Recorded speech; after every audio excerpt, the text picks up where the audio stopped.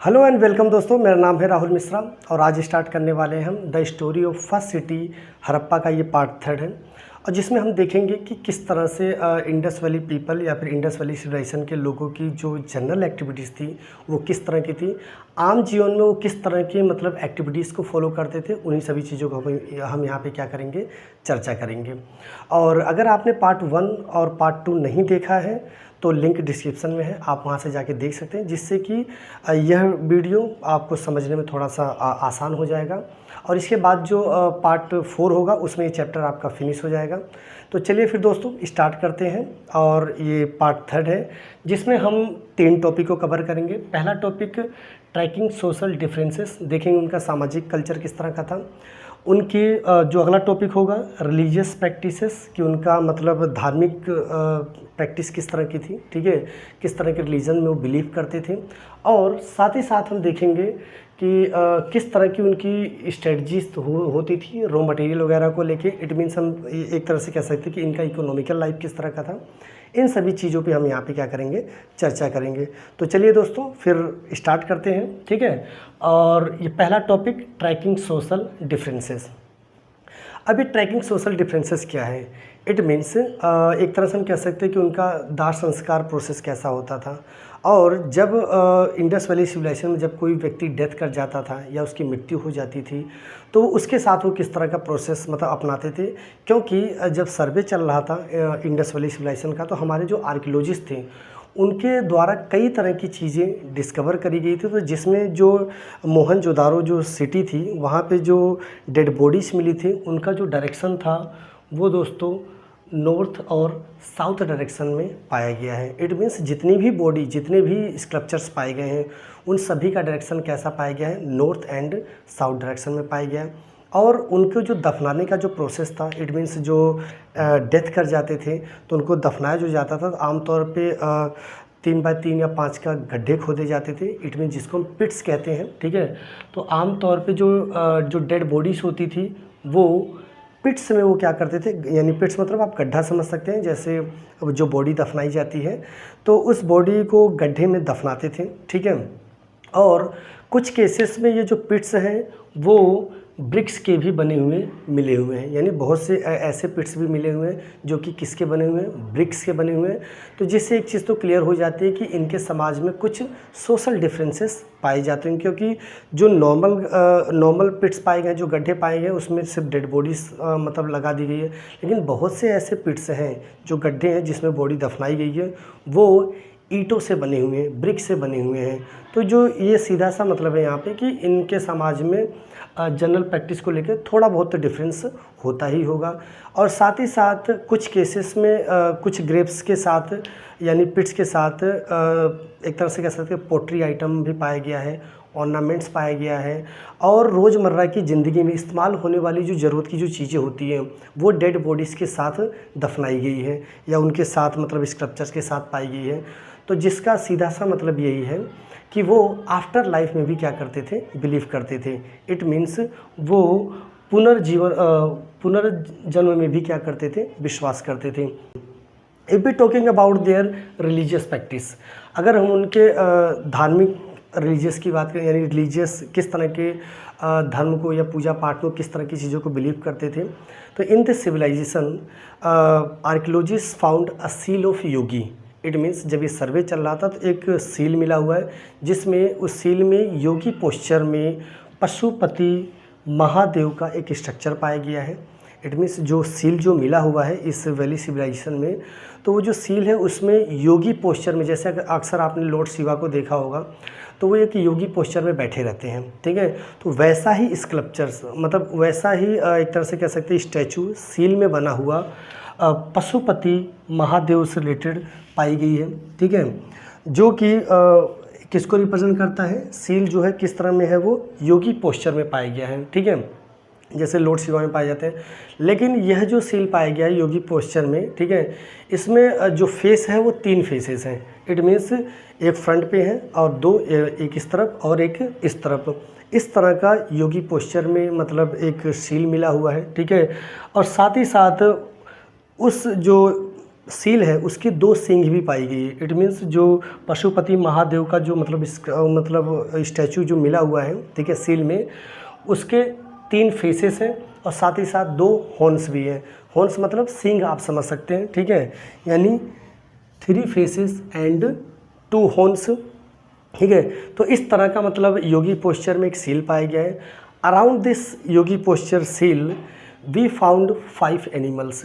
साथ ही साथ ये जो योगी पोस्चर में जो सील का जो मिला हुआ है हमें एविडेंस में या फिर हमारे आर्कियोलॉजिस्ट को, इसके चारों ओर 5 तरह के जानवर भी पाए गए हैं। और वो 5 तरह के जानवर कौन कौन से आपके, राइनासोर्स है, एलिफेंट है, डियर है, टाइगर एंड बुफले। ये कुछ 5 तरह के जानवर उस योगी सील मतलब पोस्चर के आसपास मतलब पाए गए हैं, जिसको हम आज के समय में पशुपति महादेव के नाम से जानते हैं। साथ ही साथ अगर हम उस सिविलाइजेशन के लोगों में की अगर हम बात करें तो मुख्य तौर पे वो लिंगम और योनि वार्षिक में वो काफ़ी ज़्यादा क्या करते थे, बिलीव करते थे। इट मीन्स शिवलिंग की पूजा वहाँ पे होती थी, ठीक है, और लिंगम से रिलेटेड चीज़ें वो काफ़ी ज़्यादा मतलब क्या करते थे, बिलीव करते थे। साथ ही साथ वो नेचर में भी काफ़ी ज़्यादा मतलब नेचर वार्षिक में बहुत ज़्यादा क्या करते थे, बिलीव करते थे। इट मीन्स नेचर को बहुत ज़्यादा पूछते थे, नेचर में बहुत ज़्यादा बिलीव करते थे। तो इस तरह के हमें काफ़ी ज़्यादा एविडेंसेस मिले हैं, ठीक है। तो ये वो चीज़ें हैं। और सबसे इम्पोर्टेंट चीज़ इस सिविलाइजेशन की अगर हम बात करें, there is no evidence of temples. It means किसी भी तरह का मंदिर मस्जिद जैसी चीज़ें उस सिविलाइजेशन में कहीं भी नहीं मिली हुई है। इट मीन्स सीधा सा मतलब है in this civilization we do not find any evidence of temple. किसी भी तरह का टेम्पल या फिर टेम्पल से जुड़ी हुई चीज़ें, किसी भी तरह का एविडेंस इस सिविलाइजेशन में नहीं मिलता है, ठीक है। और if we talking about Indus peoples, अगर हम इंडस पीपल के लोगों की बात करें तो आम तौर पे वो घोस्ट एंड एविल्स में भी काफ़ी ज़्यादा क्या करते थे, विश्वास करते थे। घोस्ट एंड एविल फोर्सेस का मतलब होता है जैसे ऊपरी नेगेटिव शक्तियाँ, कई बार सुना मतलब ऊपरी चक्कर या फिर मतलब नेगेटिव जो बिलीव्स, भूत पिचास, इस तरह की चीज़ों में भी इंडस पीपल क्या करते थे, बहुत ज़्यादा बिलीव करते थे, ठीक है।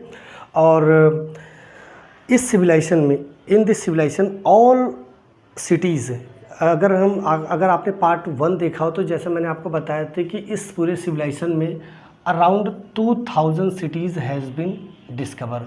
करीब करीब 2000 शहर क्या हो चुके हैं, डिस्कवर किए जा चुके हैं। और जितने भी शहर डिस्कवर हुए 2000 सिटीज़, उन सभी शहरों में मदर गॉडेस की स्टैचू भी पाई गई है। इट मीन्स जितने भी शहर थे उन सभी शहरों में, यानी every city we found the evidence of mother goddess. It means in this civilization we found the statue of mother goddess in every city.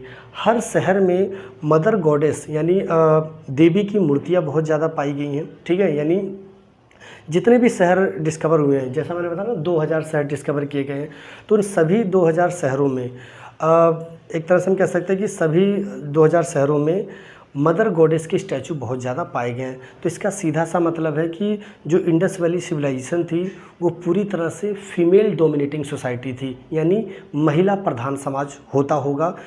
इसका सीधा सा मतलब है कि जो हेड ऑफ़ द फैमिली होती होगी वो कौन होता होगा, महिला होती होगी। जैसे अगर हम आज के समाज की बात करें तो आज का समाज कैसा है, पुरुष प्रधान समाज है। It means head of the family आमतौर पे दादाजी होते हैं या पिताजी होते हैं। If we talking about Indus valley civilization, the head of the family is consider a mother. तो जो हेड ऑफ़ द फैमिली होती थी वो कौन होती थी, मदर को माना गया है, ठीक है। तो सीधा सा मतलब है दोस्तों यहाँ पे कि जो इंडस वैली सिविलाइजेशन था वो कैसा समाज था, फीमेल डोमिनेटिंग सोसाइटी थी। It means head of the family was mother, यानी हेड ऑफ़ द फैमिली कौन होती थी, मदर होती थी। और सबसे अच्छी बात इस सभ्यता की यह थी, सिविलाइजेशन की, कि in this civilization there was no evidence of caste system. यानी इस पूरी सभ्यता में जो भी हमारे आर्कियोलॉजिस्ट ने सर्वे किया, इस पूरी सभ्यता में कहीं भी हमें कास्टिज्म या उससे जुड़ी हुई चीज़ें नहीं मिलती हैं। इट मीन्स जातिवाद जैसी चीज़ें इस समाज में बिल्कुल भी नहीं पाई गई। और अगर आज की हम बात करें, 21st सेंचुरी की अगर हम बात करें, तो आपको पता है कि और आज भी भारत में बहुत से ऐसे रूरल एरियाज़ हैं जहाँ पे कास्टिज्म बहुत ज़्यादा पाया जाता है। बट अगर हम इस सभ्यता की बात करें जो कि 2400-2500 BC में ये सभ्यता पनपी थी, ठीक है, उस समय में किसी भी तरह का कास्ट सिस्टम से जुड़ी हुई चीज़ें नहीं पाई गई हैं। ठीक है, तो ये तो था इनका दोस्तों ट्रैकिंग सोशल डिफरेंसेस, किस तरह का उनका मतलब रिलीजन था, उनका सामाजिक मतलब एक्टिविटीज़ कहती थी, रोज़मर्रा की ज़िंदगी उनकी किस तरह की थी, इसके बारे में हमने देखा।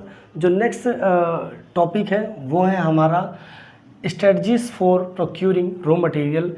एक तरह से हम इसको ऐसे भी समझते थे कि उनका इकोनॉमिकल लाइफ कैसा था, वो सर्वाइव कैसे करते थे, या फिर उनका मतलब एक तरह से गुड्स रॉ मटेरियल कहाँ से फाइंड आउट करते थे, किन किन जगहों से मतलब वो एक्सट्रैक्ट करते थे, उन्हीं सभी चीज़ों को हम यहाँ पे देखेंगे। तो नेक्स्ट हेडिंग है according to your NCERT strategies for procuring raw material.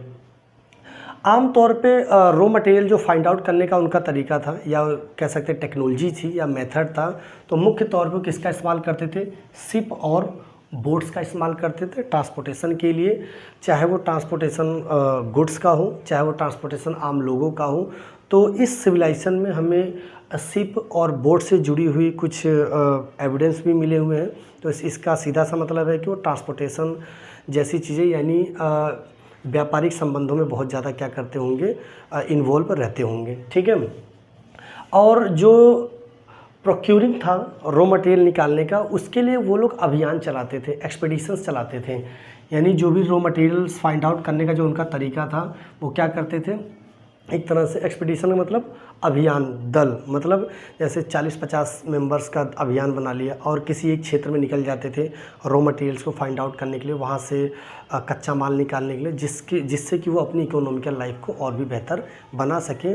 इससे जुड़ी हुई हमें कई तरह के ऐसे मतलब एविडेंस मिले, कई तरह के ऐसे क्षेत्र मिले हैं, सिटीज़ मिले हैं जहाँ पे इस तरह के रॉ मटेरियल्स के खुदाई से रिलेटेड या फिर उनसे जुड़ी हुई जो मेटल्स इस्तेमाल होते थे इंडस वैली सिविलाइजेशन में, उससे जुड़ी हुई सारी चीज़ें मिली हुई हैं, जिनमें में से अगर हम बात करें क्षेत्रीय रीजन ऑफ राजस्थान का जो क्षेत्र था वो आमतौर पे किसके लिए फेमस था, इंडस वैली सिविलाइजेशन में कॉपर के लिए फेमस था। और if we talking about south India is famous for gold. तो इस तरह के रॉ मटेरियल्स ये अलग अलग जगहों से क्या करते थे, फाइंड आउट करते थे, जिसका एविडेंस हमारे आर्कियोलॉजिस्ट ने सर्वे के दौरान पाया है। ठीक है, if we talking about Harappa जो शहर किस लिए फेमस था, हड़प्पा के बहुत से आसपास जो शहर हैं, जैसे हम कह सकते हैं कि हड़प्पा में कई सारे मटेरियल मिले, जैसे नागेश्वर एंड बालाकोट जो शहर है वो मुख्य तौर पे किसके लिए फेमस था, सेल के लिए फेमस था। सेल का मतलब जैसे जो समुद्री वाले जो क्षेत्र थे, समुद्री में जो मेटल वगैरह जो मिलते हैं, सेल से जुड़ी हुई चीज़ें, वो किन जगहों पे मिला हुआ है, किन शहरों में मिला हुआ है, नागेश्वर और बालाकोट में मिला हुआ है।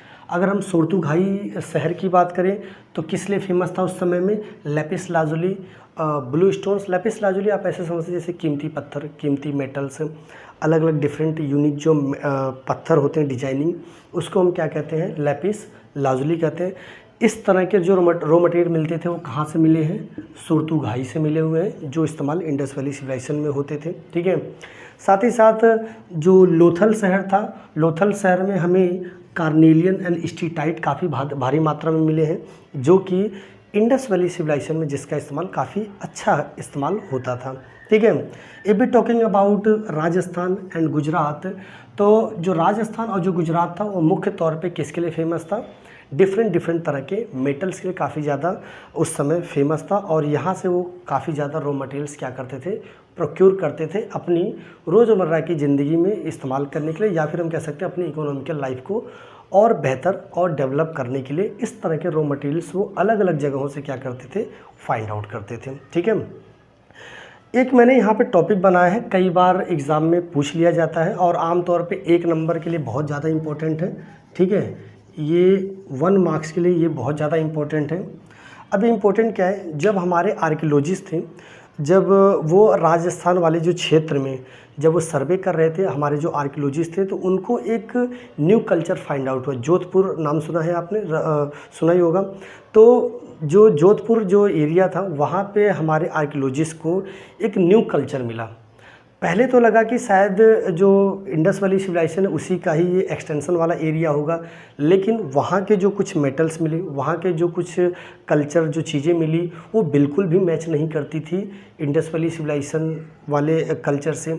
लेकिन if we talking about the time period, अगर हम उनके समय की बात करें तो वो जो कल्चर था वो भी टाइम इंडिकेट कर रहा था उसी समय को लेके। इट मीन्स 2400-2500 BC के आसपास के को ही वो टाइम भी इंडिकेट कर रहा था। बट अगर बात करें उनके कल्चर को लेके, बात करें उनके मेटल्स और इकोनॉमिकल लाइफ को लेके, तो इस तरह की कोई भी चीज़ इंडस वैली सिविलाइजेशन से मैच नहीं कर रहा था। तो इस वजह से हमारे जो आर्कियोलॉजिस्ट थे उन्होंने क्या किया, इसको एक न्यू कल्चर का नाम दे दिया, जिसको नागेश्वर जोधपुर कल्चर के नाम से जाना गया। तो हम कह सकते हैं कि एक नंबर में आपसे कई बार पेपर में पूछा गया है। अगर आप पेपर मतलब ओल्ड बोर्ड के पेपर, पुराने पेपर अगर आप उठा के देखेंगे तो आपको कई बार ये क्वेश्चन आपको देखने को मिल जाएगा। क्वेश्चन इस तरह से रहता है, what is Nageshwar Jodhpur culture, या फिर गानेश्वर जोधपुर कल्चर। तो एक नंबर में आप इसको सीधा सा बता सकते हैं कि in this civilization in Khetri region, Khetri region कहाँ पे है, राजस्थान में है। Archaeologist found a new culture, हमारे आर्कियोलॉजिस्ट को ने क्या फाइंड आउट किया, एक न्यू कल्चर फाइंड आउट किया। And it is called Ganeshwar Jodhpur culture, और इसी कल्चर को हमारे आर्कियोलॉजिस्ट ने एक टाइटल दिया, एक नाम दिया। किस नाम से ये जाना गया, Ganeshwar Jodhpur culture. It means time period तो बिल्कुल इंडस वैली सिविलाइजेशन वाला ही था, लेकिन अगर हम बात करें इसके कल्चर, इसकी एक्टिविटीज़, इसका इकोनॉमिकल लाइफ, इसकी नॉर्मल लाइफ, तो बिल्कुल भी मैच नहीं करता था इंडस वैली सिविलाइजेशन से। और यह जो सिविलाइजेशन था गानेश्वर जोधपुर कल्चर, यह एक सीमित एरिया में था, ज़्यादा इसका फैलाव भी नहीं था, जिस वजह से इसको एक नया टाइटल और एक नया नाम दिया गया, गानेश्वर जोधपुर कल्चर। कई बार ये CBSE क्वेश्चन पूछता है, और एक तरह से हम कह सकते हैं कि अक्सर पेपर में आपको ये क्वेश्चन देखने को मिलेगा। एक तरह से एग्जामिनर नहीं तो आपको वाइवा में डेफिनेटली ये क्वेश्चन पूछा जा सकता है। ठीक है, तो ये तो था दोस्तों आज के लिए, आज का टॉपिक, बस आज की क्लास के लिए बस इतना ही। ठीक है, जो नेक्स्ट पार्ट हमारा होगा उसमें हम चैप्टर को फिनिश कर देंगे। ठीक है, और नेक्स्ट पार्ट इम्पोर्टेंट भी है क्योंकि वहाँ से जनरली क्वेश्चन बनता ही बनता है पेपर में, और हम देखेंगे कि किस तरह से ये सभ्यता ख़त्म हो गई थी। ठीक है, और क्या कुछ डाउट्स रहे थे जो हमारे ब्रिटिश इंडिया में जो आर्कियोलॉजिस्ट थे उनके साथ क्या प्रॉब्लम्स आई थी, और किस तरह से सभ्यता ख़त्म हो गई। इन्हीं सभी चीज़ों को हम चर्चा करेंगे नेक्स्ट पार्ट में। ठीक है, और उसको भी हम जल्द ही अपलोड कर देंगे। तो आज के लिए दोस्तों बस इतना ही। ठीक है, और अगर ये वीडियो यूज़फुल रहा है आपके लिए और आपके बोर्ड के पॉइंट ऑफ व्यू से, तो प्लीज़ आप इसको लाइक कीजिए, सब्सक्राइब कीजिए, और आपके फीडबैक का हमें इंतज़ार रहेगा। अगर कुछ इसमें हम सुधार कर सकते हैं, ठीक है, तो आप अपने कमेंट के माध्यम से बता सकते हैं, जिससे कि हम नेक्स्ट वीडियो में या फिर आने वाले फ्यूचर में जो भी वीडियोज़ होगा उसमें हम थोड़ा सा सुधार कर सकें, जिससे कि और बेहतर क्वालिटी के साथ आपके सामने पेश कर सकें। तो बहुत बहुत धन्यवाद आपका दोस्तों।